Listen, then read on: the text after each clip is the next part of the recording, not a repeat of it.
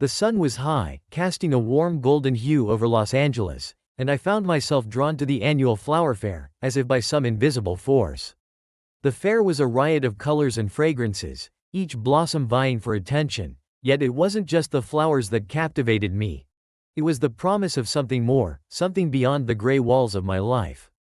As I wandered through the rows of vibrant blooms, I couldn't help but feel a sense of hope stirring within me, a sensation I hadn't experienced in what felt like years. My marriage to Alex had long since lost its luster. Our once passionate connection was now reduced to hollow exchanges and empty silences. The joy we once shared had withered away, leaving behind only the barest remnants of a bond that had once been everything to me. But here, among these flowers, I felt alive again. The roses, lilies, and daisies were more than just plants. They were symbols of life, of beauty, of possibilities yet unexplored.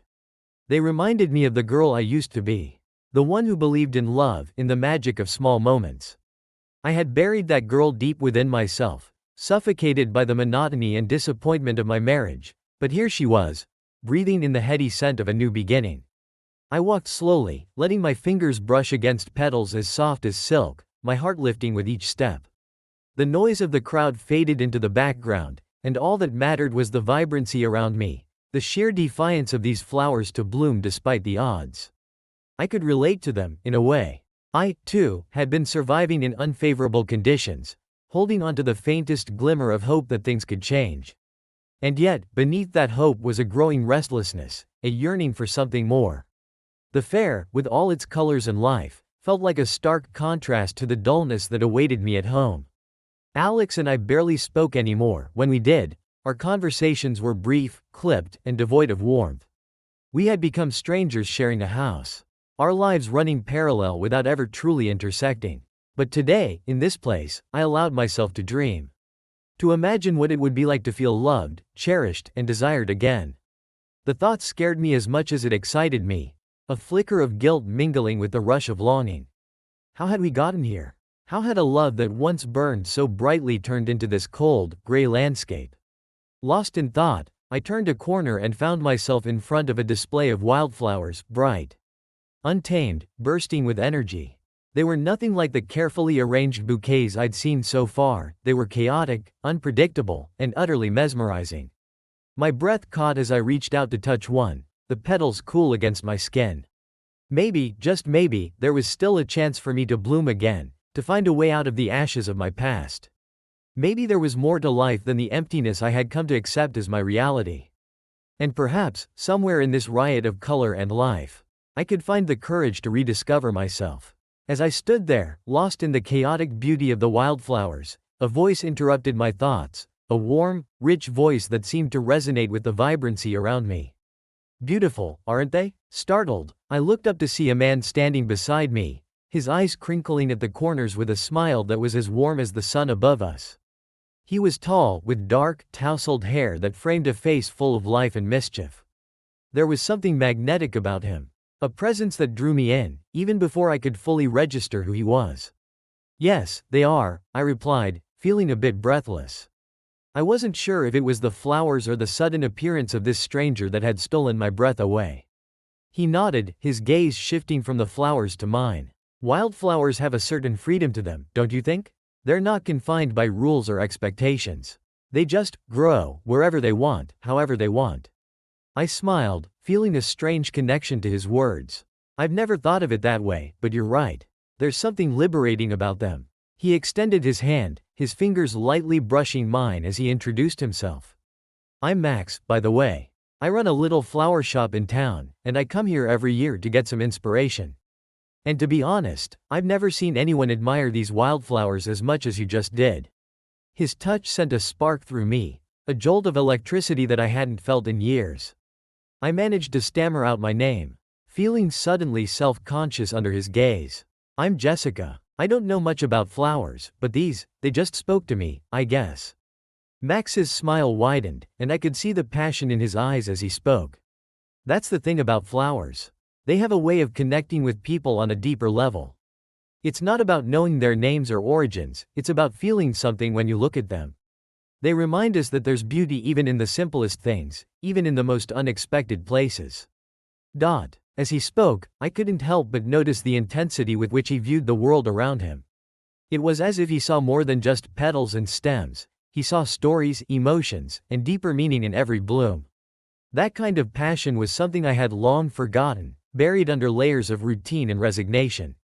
We continued talking, moving from one display to another, Max sharing stories about different flowers and their significance. The way he described each one was almost poetic, filled with a genuine love for his craft. I found myself captivated by his enthusiasm, drawn to the life that seemed to radiate from him. For the first time in years, I felt truly seen, truly heard. It was a strange sensation, being in the presence of someone who seemed to understand the unspoken things, the emotions I had kept locked away for so long. Max's company was like a breath of fresh air, a reminder that there was more to life than the suffocating monotony I had grown accustomed to. As the sun began to dip in the sky, casting long shadows across the fair, Max turned to me with a playful grin. "You know, Jessica, I have a feeling this won't be the last time we run into each other. Maybe next time, you'll let me show you around my shop. I think you'd like it there." I hesitated, the weight of my reality pressing down on me for just a moment. But then I looked into his eyes, full of warmth and sincerity, and I felt a spark of something I thought I had lost: hope. "I'd like that," I heard myself say, my voice soft but certain. And just like that, with a simple exchange of words, something shifted inside me. It wasn't love, not yet, at least, but it was the beginning of something new, something that made me feel alive in a way I hadn't in years. As I watched Max walk away, blending into the crowd of the fair, I knew that this chance encounter had set something in motion, something that would change everything. In the days that followed, I found myself thinking about Max more often than I cared to admit. It was as if he had left a mark on my heart, a gentle reminder of something I hadn't felt in years. The memory of his warm smile and the way he spoke about flowers with such passion played in my mind like a soothing melody, one that I couldn't quite shake. Our paths crossed again, just as he had predicted, and each time, I felt a little more alive, a little more like the woman I used to be. Max had a way of making the world seem brighter and more vibrant, and I was drawn to him like a moth to a flame. When I was with him, I could almost forget the coldness that had settled between Alex and me. Alex, with his distant eyes and curt words, had become a stranger to me, a man I could hardly recognize as the person I once loved. Our conversations were mechanical, drained of any warmth or affection, and the silence that filled our home was heavy and suffocating. But with Max, it was different. He noticed things about me that Alex never did, or perhaps no longer cared to. The way he looked at me, with genuine interest and curiosity, made me feel seen and valued. He asked about my thoughts, my dreams, things I hadn't shared with anyone in years. And when I spoke, he listened, not just with his ears, but with his whole being, as if my words truly mattered. I remember one afternoon in particular when we met for coffee after I had stopped by his shop to see the new arrangement he had been working on. We sat outside, the sun warming our faces as we talked about everything and nothing at the same time. It was so easy, so natural, to be with him. At one point, as I laughed at one of his stories, I caught a glimpse of something in his eyes, a softness, a tenderness that took my breath away. And then, without thinking, I reached across the table and lightly touched his hand. It was a simple gesture, one that lasted only a second, but it sent a rush of warmth through me, a spark that ignited something deep inside. Max looked at me, his gaze steady and full of something unspoken, and I felt my heart begin to stir in a way it hadn't in years. It was terrifying and exhilarating all at once, this feeling of coming alive again, of opening myself up to the possibility of something new, something more. When our hands brushed, there was a moment, just a fleeting second, where the world seemed to hold its breath. It was as if time had paused, allowing me to feel the full weight of what was happening. My heart pounded in my chest, and I realized with a mix of fear and excitement that I was beginning to care for Max in a way that went beyond friendship. As we said our goodbyes that day, his eyes lingered on mine just a little longer than necessary, and I felt my cheeks flush under his gaze. There was something undeniable growing between us, something I knew I couldn't ignore much longer. It wasn't just his charm or his good looks that attracted me, though they certainly played a part. It was his kindness, his ability to see beyond the surface, to touch the parts of me that had long been neglected. Max made me feel alive and made me believe that there was still beauty to be found in the world. Even during my crumbling marriage. He was everything that Alex wasn't: warm, attentive, caring, and the contrast between them only made my feelings for Max more intense. Each time we met, each time he smiled at me or said something that made my heart skip a beat, I could feel myself falling a little further into something I wasn't sure I could control. And with every passing day, the distance between Alex and me grew wider, the void in my heart deeper. I knew I was treading dangerous waters. But I couldn't help myself. Max was like a lifeline in a storm, a beacon of light in the darkness that had become my life. And so, slowly but surely, I let myself fall. It didn't happen all at once. There was no singular moment when I decided to cross the line, no clear decision to betray the vows I had made years ago. Instead, it was a slow, inevitable descent, like a flower leaning towards the light, unable to resist the pull of something so beautiful and yet so forbidden. Max and I had grown closer with each passing day. What had started as innocent conversations and fleeting touches soon deepened into something far more intense, far more dangerous. I found myself seeking out his company more and more, drawn to the warmth and passion he offered so freely. With him, I felt cherished and desired, feelings that had long been absent from my life with Alex. Our first kiss was a moment I'll never forget. It was late one evening, and we had met at his shop after hours. The sun had dipped below the horizon, leaving the sky painted in shades of deep purple and indigo. We were standing amidst the flowers, the scent of roses and jasmine thick in the air, when Max turned to me, his eyes filled with a longing that mirrored my own. He didn't say anything, and neither did I. There was no need for words. Slowly, he reached out and cupped my face in his hands, his touch gentle and reverent, as if I were something fragile and precious. My heart pounded in my chest as he leaned in, and before I could think, before I could remind myself of all the reasons why this was wrong, our lips met. The kiss was soft at first, tentative as if we were both testing the waters of this new, uncharted territory. But then, as the reality of what we were doing set in, it deepened, becoming more urgent, more desperate. I could feel the heat of his body against mine, the roughness of his stubble on my skin, and it was as if every nerve in my body had come alive. In that moment, everything else faded away. There was no Alex, no marriage, no promises. There was only Max and the overwhelming need that had been building between us for weeks. The kiss was everything I had been craving: passion, tenderness, a connection that went beyond the physical. It was a reminder that I was still capable of feeling, of wanting, of being wanted in return. But as soon as it ended, reality came crashing back in.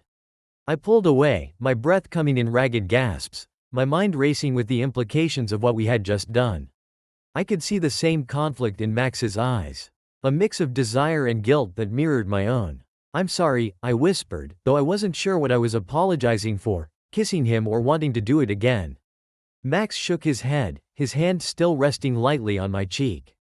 "Don't be," he murmured, his voice thick with emotion. "I've wanted to do that since the moment I met you." His words sent a thrill through me, but they also brought a wave of guilt. I was married, tied to a man who, despite everything, didn't deserve this betrayal. And yet, I couldn't stop myself.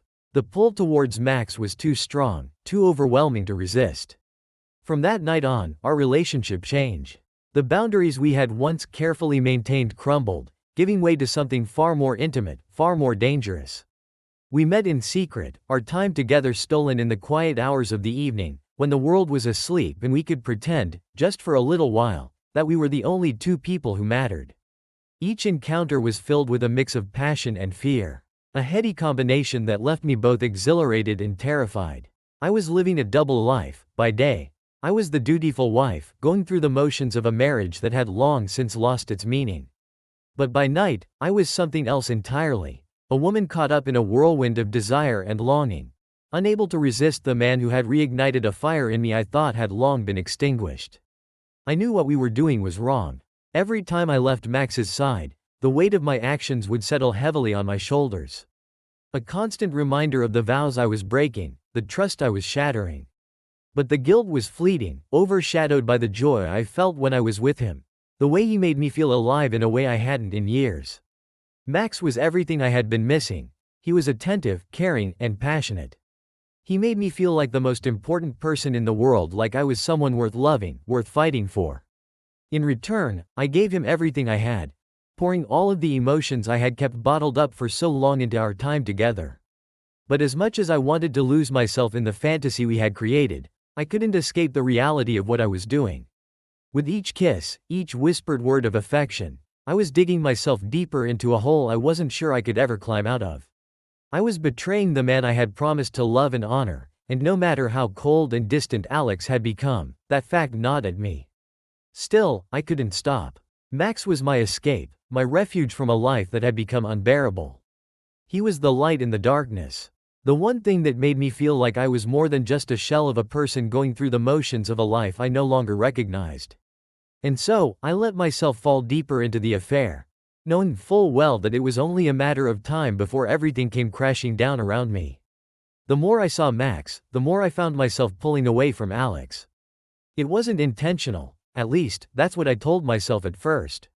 But the guilt that gnawed at me after each stolen moment with Max made it impossible to face my husband with the same ease as before. I began to avoid Alex, finding excuses to stay out later, to busy myself with tasks that would keep me away from him. It was easier that way, easier than looking into his eyes and wondering if he could see the betrayal written all over my face. At night, I would lie awake, staring at the ceiling, my mind torn between the man I was married to and the man I was falling for. The guilt was a heavy, suffocating presence, but so was the longing. And every time I resolved to end things with Max, to repair the rift in my marriage, I would find myself drawn back to him, unable to resist the pull. Alex noticed the change in me. How could he not? I was no longer the woman he had married, the woman who had once loved him with everything she had. I could see the confusion in his eyes, the way he watched me more closely as if trying to understand what had shifted between us. He would reach for my hand, his touch hesitant, searching, but I would pull away, pretending not to notice the hurt that flickered across his face. It wasn't long before Alex's confusion turned to suspicion. I could see it in the way he would glance at me when he thought I wasn't looking, his brow furrowed in thought. He started asking more questions: where I had been, who I had seen, why I was home so late. His voice was calm, but there was an edge to it, a hint of something darker lurking beneath the surface. At first, I brushed off his questions with vague answers, my heart pounding in my chest as I lied to him over and over again. But the more I tried to hide, the more Alex seemed to sense that something was wrong. He began to watch me more closely, his gaze lingering on me when I thought I was alone, his questions becoming more pointed, more probing. One evening, as I was putting away the dishes, Alex approached me, his expression unreadable. He leaned against the counter, his arms crossed over his chest, and simply watched me for a moment. The silence stretched between us, thick and tense, until finally, he spoke. "Jess, is there something you're not telling me?"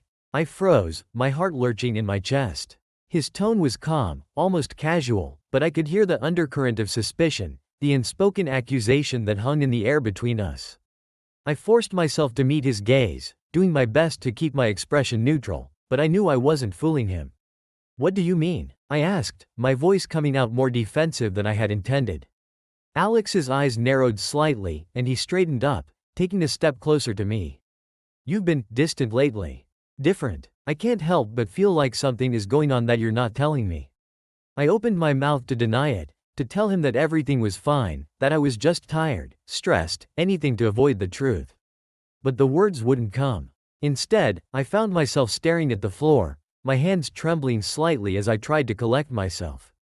"Jessica," Alex said, his voice softer now, almost pleading. "If something's wrong, if there's something you need to tell me, just say it. We can work through it together." His words cut through me like a knife, the guilt rising in my throat like bile.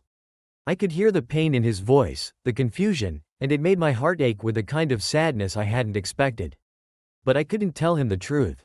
I couldn't bring myself to shatter the fragile peace we had left, even though I knew it was built on lies. "I'm fine, Alex," I finally managed to say, forcing a small smile. "I've just been a little overwhelmed lately. Work has been stressful, that's all." He watched me for a long moment, his eyes searching mine for any sign of the truth. And for a moment, I thought he might press further, demand answers that I wasn't ready to give. But then he sighed, running a hand through his hair, and nodded. "Okay," he said quietly. "But if there's anything you need to talk about, I'm here, Jess. I'm always here." I nodded, unable to speak past the lump in my throat. Alex reached out and gently squeezed my hand, his touch warm and familiar. But all I could feel was the distance between us, the chasm that had grown wider with each passing day. As I watched him walk away, I felt a pang of regret so deep it made my chest ache. I knew I was hurting him, that my actions were driving a wedge between us, but I couldn't stop. Max was the light I had been searching for, the warmth I had been craving, and I wasn't ready to let that go, no matter the cost. But in the quiet moments when I was alone with my thoughts, I couldn't help but wonder how long I could keep up this charade. How long I could continue to deceive the man who had once been my whole world. And I couldn't shake the feeling that it was only a matter of time before everything came crashing down around me. The truth always has a way of coming out, no matter how carefully you try to hide it. I had been living in a fragile bubble, balancing the life I shared with Alex and the stolen moments with Max, believing I could keep the two worlds separate. But deep down, I knew it was only a matter of time before everything unraveled. And when it finally did, it happened in a way I could never have imagined. It was a Saturday afternoon, one of those rare moments when Alex and I were both at home together, though we might as well have been worlds apart. He was in the study, going over some work documents, while I busied myself in the kitchen, trying to keep my mind off the growing weight of my guilt. The tension between us had become a constant presence, a silent, oppressive force that neither of us acknowledged but both felt acutely. I was lost in thought, mindlessly wiping down the countertops when I heard Alex's footsteps behind me. I turned, expecting to see him standing in the doorway, perhaps asking what I wanted for dinner. But the look on his face stopped me cold. His expression was a mixture of shock and pain, his eyes wide and unblinking as he stared at me, holding something in his hand. "Jess." His voice was hoarse, barely more than a whisper. "What is this?" He held out his phone, and as I stepped closer, my heart sank. On the screen was a message, one I had sent to Max just a few hours earlier.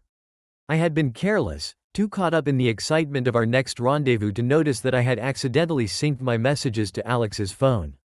For a moment, I could only stare at the screen, the words blurring together as my mind raced to find some explanation, some way to deny what was so plainly in front of him.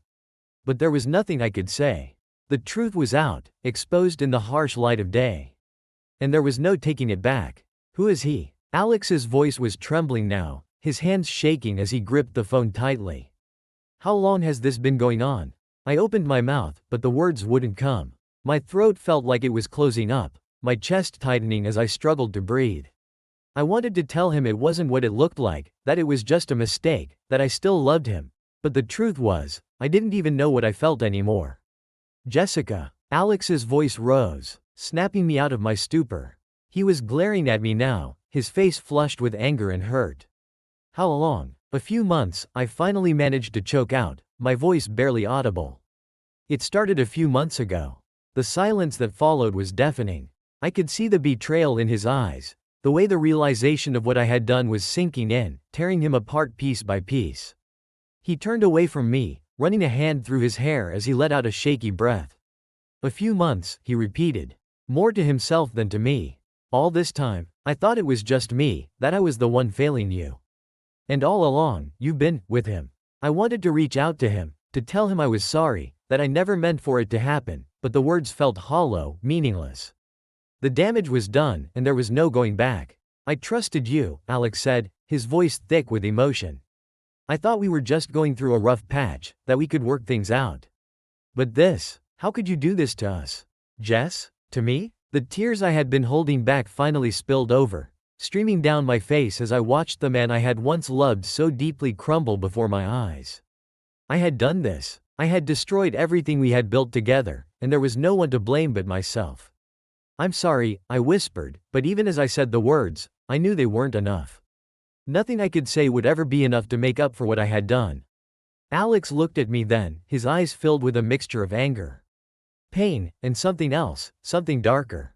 "You're sorry?" he repeated, his voice cold. "You're sorry now that you got caught.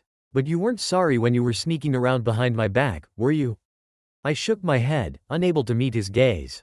I had no defense, no justification. He was right. For a long moment, he just stood there, staring at me as if he didn't recognize me anymore. Then, without another word, he turned and walked out of the kitchen, leaving me standing there, alone with my guilt and the sound of my sobs echoing in my ears. I thought that would be the end of it, that Alex would pack his things and leave, that we would go our separate ways. our marriage dissolving in the wake of my betrayal. But as the days passed and Alex remained silent, I began to sense something else in his demeanor, a quiet, simmering anger that unsettled me. He wasn't going to just walk away. Alex was not a man who took betrayal lightly. And as I watched him, his movements precise, his expressions controlled, I realized with a growing sense of dread that he wasn't done with me. Not by a long shot. This was just the beginning. In the days that followed his discovery of my affair, Alex changed in a way that terrified me. The quiet man who once filled our home with warmth and affection had become someone else entirely, cold, calculating, and disturbingly calm. There were no more angry confrontations, no more accusations. Instead, he withdrew into himself, his silence far more unnerving than any words he could have spoken. At first, I thought he was trying to come to terms with what had happened. That he was struggling to find a way to move forward. But the longer this eerie quiet persisted, the more I realized that Alex wasn't trying to move on. He was planning something, and whatever it was consuming him. I would catch him staring off into space, his eyes dark and unreadable, as if he were lost in thought. He started spending more time out of the house, claiming he had work to do, and meetings to attend. But when I pressed him for details, he would simply shrug, his lips curling into a smile that didn't reach his eyes. It was a smile that sent a chill down my spine, a smile that told me he was up to something, and it wasn't good. One evening, I found him in the study, hunched over his desk with a sketchpad in front of him. He was so engrossed in whatever he was working on that he didn't even notice me standing in the doorway. I watched as he meticulously sketched something, his hand moving with a precision that reminded me of the artist he once was, back when our lives were simpler and happier. "What are you doing?" I asked, my voice sounding small and uncertain in the silence of the room. Alex looked up, startled by my presence. For a moment, I saw a flicker of something in his eyes. Was it guilt? Regret? But then it was gone, replaced by that same unsettling calm. He closed the sketchpad quickly, as if to hide its contents from me, and leaned back in his chair, his expression neutral. "Just working on a project," he said casually, his tone giving nothing away. "What kind of project?" I pressed, trying to keep my voice steady. He hesitated for a fraction of a second before answering, his eyes locking onto mine with an intensity that made my stomach knot. "It's a surprise," he said, his lips curling into that same chilling smile. "Something special, just for you." I should have been relieved that he was finally engaging with me again, that he was trying to bridge the gap between us. But there was something in his voice, something in the way he said those words, that sent a wave of dread washing over me. It wasn't the promise of reconciliation, it was a warning, a threat disguised as kindness. Over the next few days, I noticed small changes around the house. Alex began receiving packages, large boxes that he would quickly usher into the study before I could get a glimpse of their contents. He started making phone calls late at night, his voice low and secretive, and he would end the conversation abruptly if I entered the room. I knew better than to ask too many questions. The tension between us had reached a breaking point, and I was terrified of what might happen if I pushed him too far. But the unease gnawed at me constantly, growing stronger with each passing day. Then one morning, as I was getting ready to leave for work, Alex stopped me at the door. He was dressed sharply, more put together than I had seen him in weeks, and there was an air of confidence about him that only heightened my anxiety. "I've been thinking," he said, his voice smooth and even. "About us. About everything that's happened." My heart skipped a beat, and I braced myself for whatever was coming next. "And?" I asked, my voice barely above a whisper. "And I think it's time we tried to move on," he continued, his eyes never leaving mine. "But before we do, I want to take you somewhere special. To remind us both of where it all began." I frowned, confusion mingling with my fear. "Where it all began?" He nodded, his smile widening. "The flower show. The place where you met him." His voice didn't waver, but the way he emphasized that last word sent a shiver down my spine. "The flower show?" I repeated, my mind racing. I hadn't been back there since the day I met Max, and the thought of returning to that place filled me with a mix of emotions, nostalgia, guilt, and now, a growing sense of dread. "Yes," Alex said, his tone light, almost playful. "I've arranged something special there. It'll be just like old times." He paused, his eyes narrowing slightly. "I think you'll find it memorable." I wanted to refuse, to tell him that I couldn't go back there, that it would be too painful. But the look in his eyes left no room for argument. This wasn't a request, it was an order, a final act in whatever twisted game he was playing. So I nodded, forcing a smile as I agreed to go with him. Inside, my heart was pounding, every instinct screaming at me that this was a terrible idea. But it was too late to turn back now. Whatever Alex had planned, I was walking straight into it. And as much as I wanted to believe that this was his way of trying to repair our broken marriage, a part of me knew the truth. This wasn't about reconciliation, it was about revenge. And I was about to face the full force of Alex's wrath in the very place where I had betrayed him. The day of the exhibit arrived, and the tension between Alex and me had grown so thick it was suffocating.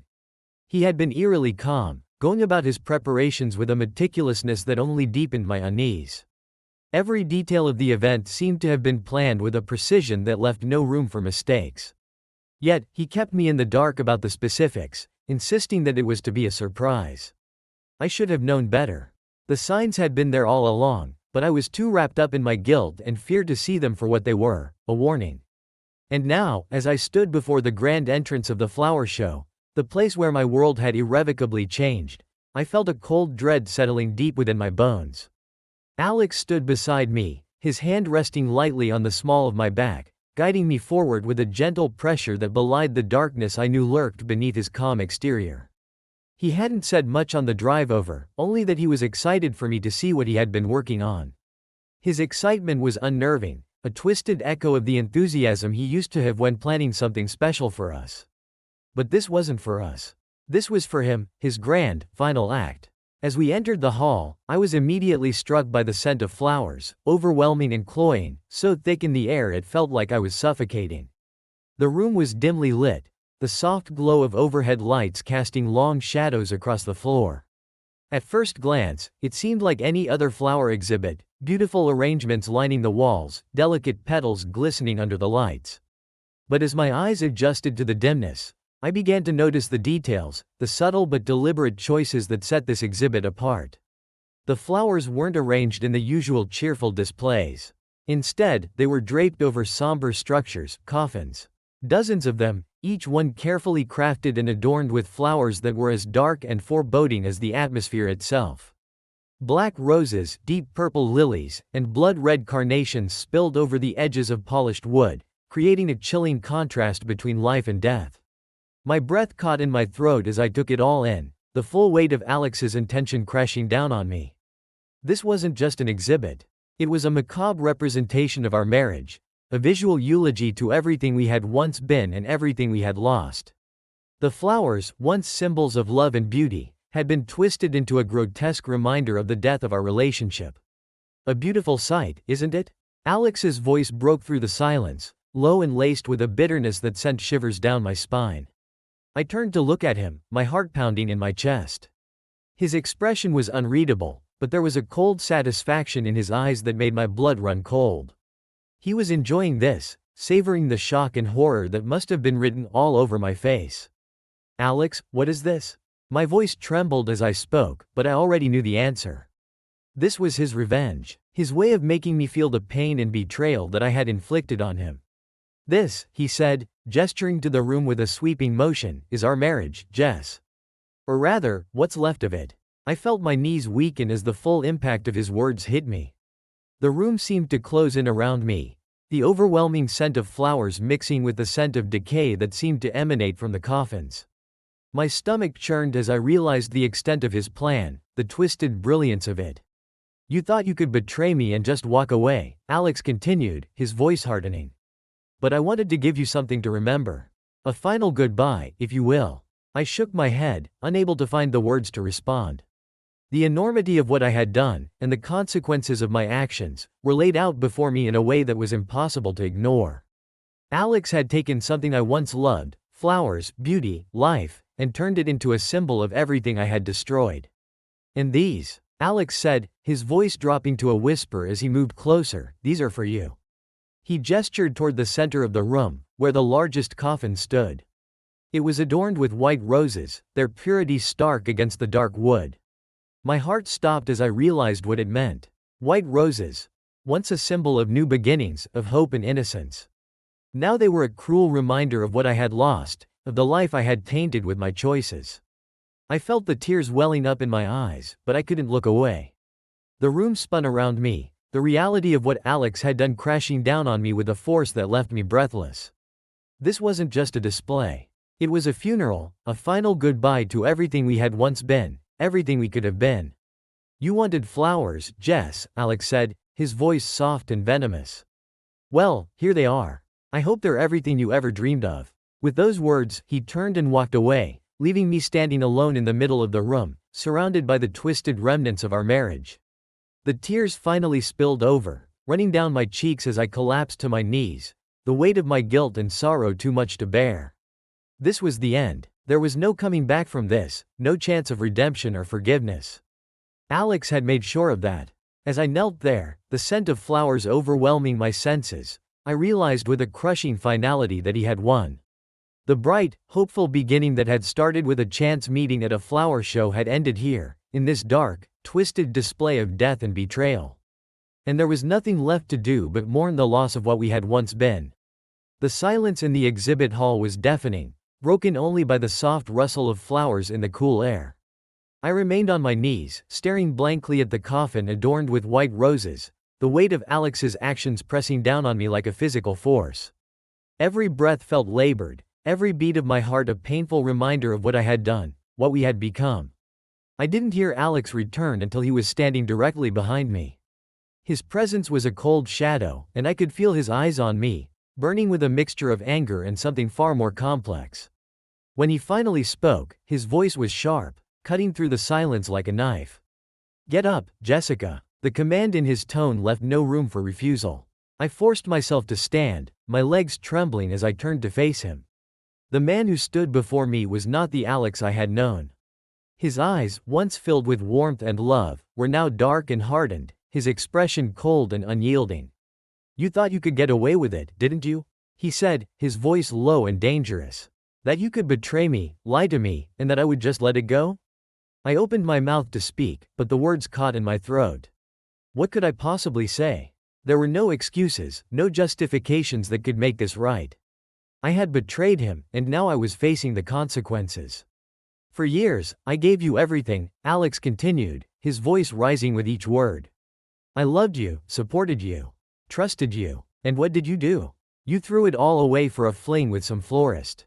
His eyes flashed with anger as he spat out the last word, his hands clenched into fists at his sides. "It wasn't just a fling," I whispered, the words slipping out before I could stop them. "It wasn't just." "Don't," Alex interrupted, his voice deadly calm. "Don't you dare try to defend it?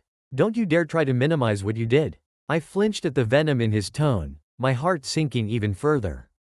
He was right. There was no defending what I had done, no minimizing the damage I had caused. "For years," Alex said, his voice quieter now but no less intense, "I felt you slipping away. I tried to hold on, tried to save what we had, but it was never enough, was it? You were always looking for something more, something I couldn't give you." Tears welled up in my eyes as I listened to him, the pain in his voice cutting through me like a blade. He was pouring out everything he had kept bottled up for so long. And there was nothing I could do but listen. "I've spent sleepless nights wondering where I went wrong," he continued, his voice trembling slightly. "Wondering what I could have done differently, how I could have been a better husband. But now I see the truth." He paused, taking a deep breath as he struggled to maintain his composure. "The truth is, it wasn't about me.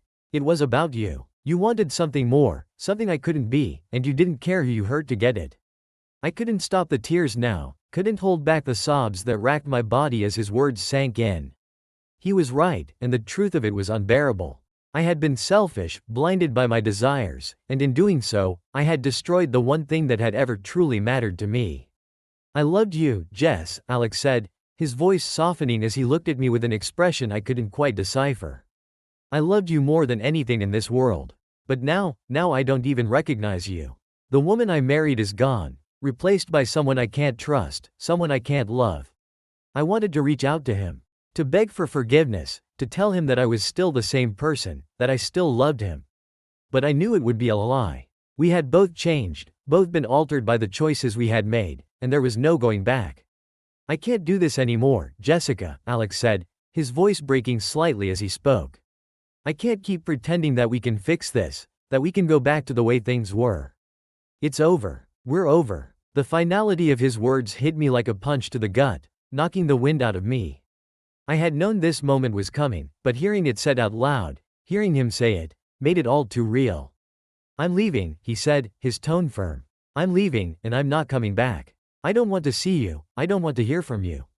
We're done. I felt my legs give way beneath me, and I sank back down to the floor, my heart shattering into a million pieces as I realized that this was happening. Alex was leaving, and there was nothing I could do to stop it.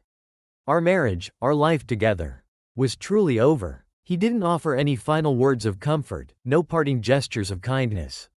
He simply turned and walked away, leaving me alone in the cold, dark hall, surrounded by the flowers that had once symbolized the beginning of something beautiful and now marked the end of everything.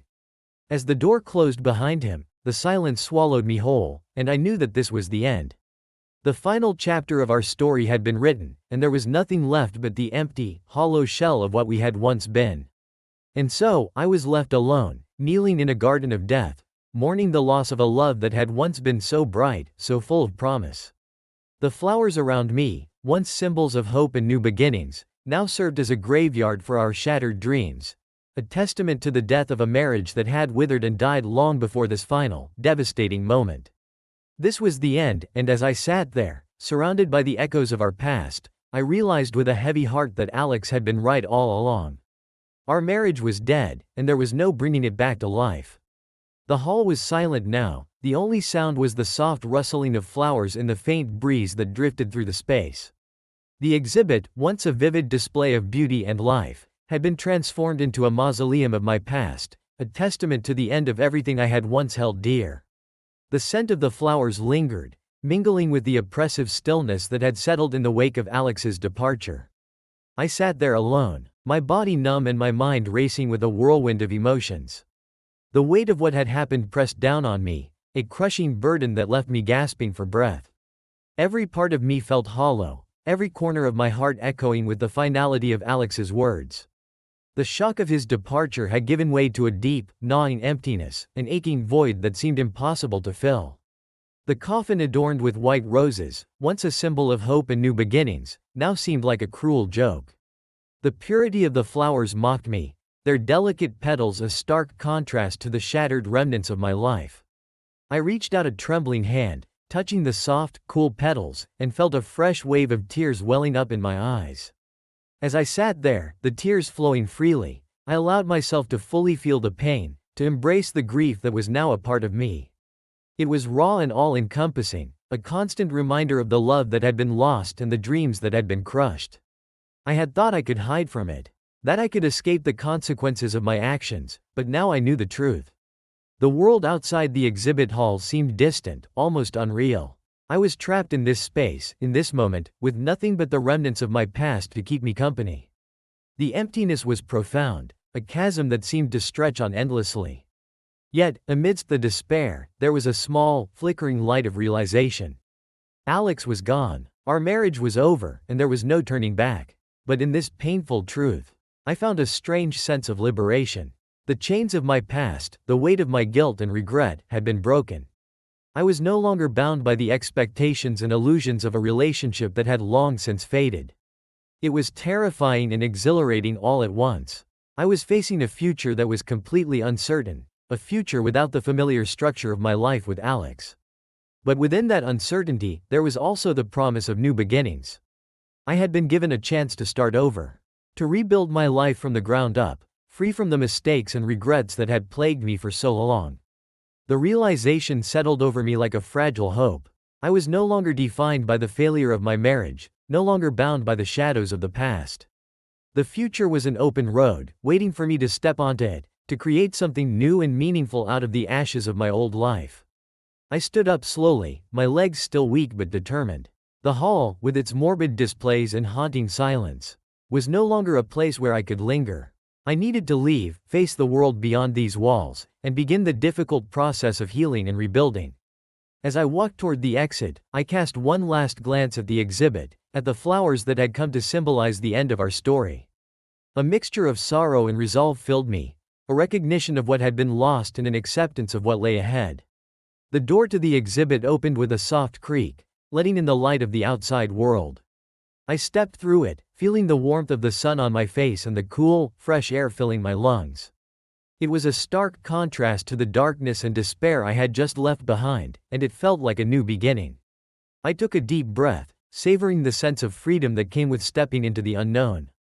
The road ahead was uncertain, but for the first time in a long while, I felt a glimmer of hope. I was starting over, creating a new life for myself from the ruins of the old. And though the journey would be difficult, filled with challenges and moments of doubt, I knew that it was a journey worth taking.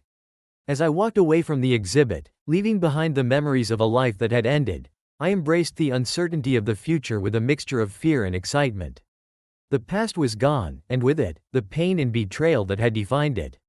The future was a blank canvas, waiting for me to paint it with the colors of new beginnings and fresh opportunities.